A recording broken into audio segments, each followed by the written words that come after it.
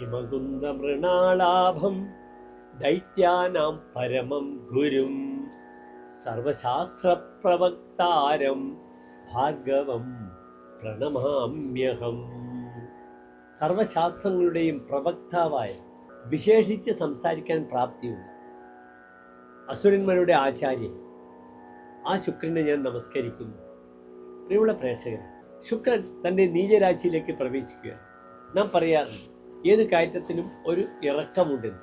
ശുക്രൻ്റെ ഉച്ചക്ഷേത്ര മീനത്തിലാണ്. അതൊക്കെ കഴിഞ്ഞ് ശുക്രനിത തൻ്റെ നീചക്ഷേത്രത്തിലേക്ക്, ഉച്ചക്ഷേത്രത്തിൻ്റെ 7ാമത്തെ രാശിയിലാണ് ആ ഗ്രഹത്തിൻ്റെ നീചരാശി വരുന്നത്. ശുക്രൻ്റെ ഉച്ചക്ഷേത്രം മീനത്തിലാണ്. ഇവിടെ കന്നിയിലാണ് ശുക്രൻ്റെ നീചക്ഷേത്രം എന്ന് നിങ്ങൾ അറിയുക.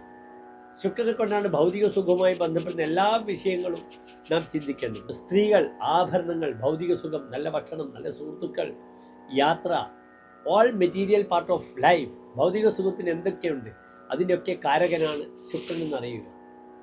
ശുക്രൻ അനിഷ്ടസ്ഥനായാൽ വലിയ പ്രയാസങ്ങളുണ്ടാവും. പലരും സ്ത്രീ വിഷയത്തിലൊക്കെ പെട്ടുപോകും. പലരുടെയും ബന്ധങ്ങൾ, ഫാമിലി ലൈഫ് തകർന്ന് തരിപ്പണമാകും. ദാമ്പത്യത്തിൽ ധാരാളം ഈ ശുക്രൻ ഈ രാശിയിൽ നിൽക്കുന്ന, കന്നിരാശിയിൽ നിൽക്കുന്ന 32 ദിവസം കേസുകളൊക്കെ ധാരാളം വരും. നിസ്സാര കാര്യങ്ങൾക്കൊക്കെ പോക്സോ കേസുകൾ വരിക, അല്ലെങ്കിൽ നിസ്സാര കാര്യങ്ങൾക്കൊക്കെ എന്ത് ചെയ്യുക, ദമ്പതികൾ പരസ്പരം കലഹിച്ച് കോടതിയിൽ പോകുക, പോലീസ് സ്റ്റേഷനിൽ പോകുക, പരസ്പരം പഴിചാരുന്ന ഒരു ദൗർഭാഗ്യകരമായ മുഹൂർത്തങ്ങൾക്ക് സാക്ഷ്യം വഹിക്കുന്ന ഒരു 32 ദിവസങ്ങളാണ് നിങ്ങളുടെ മുന്നിലുള്ളത്, ജ്യോതിശാസ്ത്രത്തിൽ നമ്മുടെ മുന്നിലുള്ളത്. ശുക്രൻ എപ്പോഴാണ് മാറുന്നത്? ശുക്രൻ ഓഗസ്റ്റ് 1-ാം തീയതി മാറി. ഇനി ശുക്രൻ സെപ്റ്റംബർ 2 വരെ 32 ദിനങ്ങളാണ് ശുക്രൻ തൻ്റെ നീചരാശിയിൽ നിൽക്കുന്നത്, കന്നിരാശിയിൽ നിൽക്കുന്നത്. അതിനാൽ എൻ്റെ പ്രിയമുള്ള പ്രേക്ഷകർ ശ്രദ്ധിക്കണം. വ്യക്തിബന്ധങ്ങളൊക്കെ വളരെ ശ്രദ്ധിക്കുക. തൻ്റെ ഓപ്പോസിറ്റ് സെക്സിനോട് പെരുമാറുന്നതും ഇതൊക്കെ തന്നെ വളരെ ശ്രദ്ധിക്കണം. ഇല്ലെങ്കിൽ ഇതുമൂലമുണ്ടാകുന്ന അപകടങ്ങൾ ധാരാളം സംഭാവ്യമാണ്. വളരെ ശ്രദ്ധിക്കുക എന്ന് പ്രത്യേകം ഓർമ്മിപ്പിക്കട്ടെ.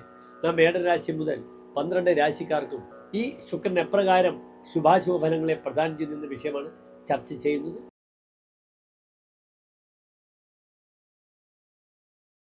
ഉത്രം നക്ഷത്രത്തിൻ്റെ അവസാനത്തെ 40 നാഴിക, അത്തം ചിത്ര നക്ഷത്രത്തിൻ്റെ ആദ്യത്തെ 30 നാഴിക വരുന്ന 2 നക്ഷത്ര സമൂഹം. ഇവിടെ കന്നിരാശിക്കാർക്ക് ശുക്രൻ നിൽക്കുന്നത് നീചസ്ഥനായിട്ട് കന്നിരാശിയിൽ തന്നെയാണ്. 2 ഭാവങ്ങളുടെ ആധിപത്യമാണ് കന്നിരാശിക്കാർക്കുള്ളത് ശുക്രനെ കൊണ്ട്. ഒന്ന് അവരുടെ വെൽത്ത് മാനേജ്മെൻറ്റ്, ധനാധിപത്യം, അവരുടെ സാമ്പത്തികമായ ഉയർച്ചകൾ. മറ്റൊന്ന് അവരുടെ 9ാം ഭാവാധിപത്യം. 9ാം ഭാവം എന്നാൽ ഭാഗ്യധർമ്മ ദയാപുണ്യം തപസ്സാദ സുതാത്മജ.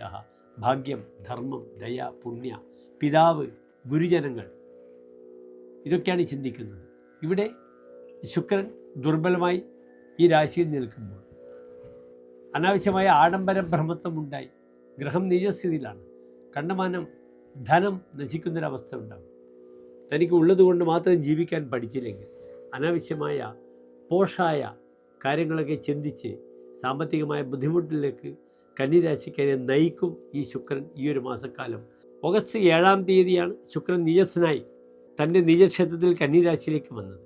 ഇനി സെപ്റ്റംബർ 7-ാം തീയതി ശുക്രൻ ബലവാനായി തുലാരാശിയിലേക്ക് പ്രവേശിക്കുന്നതാണ്. കന്നിരാശിക്കാർക്ക് ശുക്രൻ നിൽക്കുന്നത് സ്മരനിപുണ സുഖിത എന്ന ഫലത്തോടു കൂടിയാണ്. കാമകലകളിൽ നൈപുണ്യം ഉണ്ടാവുക, സുഖിമാനായി ഇരിക്കുക. ഭൗതിക സുഖത്തിൻ്റെ ഗ്രഹമാണ് ശുക്രൻ. അതിനാൽ ഈ സമയത്ത് ശ്രദ്ധിക്കണം. സ്ത്രീകളുമായുള്ള സൗഹൃദങ്ങൾ, അതിലൂടെ വലിയ ധനനഷ്ടം ഉണ്ടാവുക, അല്ലെങ്കിൽ സ്ത്രീകളുമായി ബന്ധപ്പെട്ട വിഷയത്തിൽ പേരുദോഷങ്ങൾ സംഭവിക്കുക. അങ്ങനെയുള്ള ചില ബുദ്ധിമുട്ടുകളൊക്കെ ഈ ശുക്രൻ കന്നിരാശിക്കാർക്ക് സമ്മാനിക്കുന്നതാണ്. അതിനാൽ ആ സമ്മാനം എൻ്റെ പ്രിയമുള്ള കന്നിരാശിക്കാർ സ്വീകരിക്കരുത് എന്ന് പ്രത്യേകിച്ച് പറയട്ടെ. ഭാഗ്യാധിപനാണ്. പിതാവിന് ബുദ്ധിമുട്ടുകൾ ഉണ്ടാകും. പൈതൃകമായ ചില വിഷയങ്ങൾ, ചില സ്വത്തുകൾ, ചില ധനാഗമ മാർഗങ്ങൾ വരും. പക്ഷേ ഗ്രഹം നീചമായതുകൊണ്ട്, നീചസ്ഥനായി നിൽക്കുന്നതുകൊണ്ട് വലിയ ബെനിഫിറ്റ് ഉണ്ടാകില്ല. പലപ്പോഴും 3-1, 4-1 കുറഞ്ഞു പോകും ലഭിക്കാവുന്ന കാശായാലും, അല്ലെങ്കിൽ പൈതൃകമായ ഭൂമിയായാലും, ആ വിഷയത്തിലായാലും എല്ലാം തന്നെ. അതിനാൽ ഇവിടെ ധർമ്മദൈവ സങ്കേതങ്ങൾ നിർബന്ധമായും വിളക്കിലേക്ക് എണ്ണ, തിരി, മാല, പായസം വഴിപാടായി സമർപ്പിക്കുക. ദോഷങ്ങളൊക്കെ ശുക്രൻ, ദേവീഗ്രഹമായ ശുക്രൻ മാറ്റിലെന്ന് പ്രാർത്ഥിക്കുന്നു. നന്ദി, നമസ്തേ.